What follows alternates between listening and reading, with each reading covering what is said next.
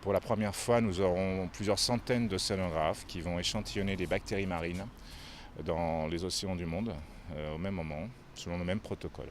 Pourquoi les bactéries? Parce qu'elles recèlent d'innombrables potentiels des molécules actives qui peuvent être d'intérêt dans la découverte de nouvelles sources d'énergie, cosmétiques, pharmacie, recherche médicale. Ces équipes vont utiliser les mêmes protocoles toute la journée. Et elles ont signé deuxièmement, la deuxième nouveauté, c'est d'adhérer à notre charte CESM pour une meilleure éthique distribution des ressources. Il faut dire qu'il y a des lacunes juridiques dans l'océan mondial qui sont très importantes. Certains pays sont mieux protégés que d'autres, veillent plus près à leurs intérêts dans leur zone nationale, d'autres sont un peu plus négligents. Et surtout quand nous allons dans la haute mer, là c'est le Far West. C'est-à-dire qu'il n'y a pas de protection juridique et nous avons attiré l'attention là-dessus depuis 3-4 ans et nous avons voulu que la Méditerranée soit emblématique en ce sens.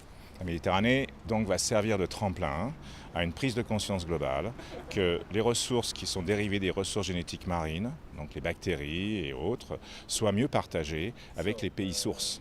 La charte, c'est un engagement moral avant tout. Nous n'avons pas des hélicoptères pour aller faire respecter cette charte, c'est un engagement. Ce qui est très encourageant pour nous, c'est que cette idée qui au départ a germé, on va dire, au niveau méditerranéen, ensuite européen, donc qui est soutenue par un projet européen qui s'appelle MB3 et dont le directeur, le coordinateur est avec nous aujourd'hui, il vient de Brême. Cette idée donc, qui a pris sa source en Europe est aujourd'hui largement disséminée. Nous avons aujourd'hui avec nous des chercheurs qui vont travailler en Uruguay, en Afrique du Sud, en Islande, jusqu'en Russie.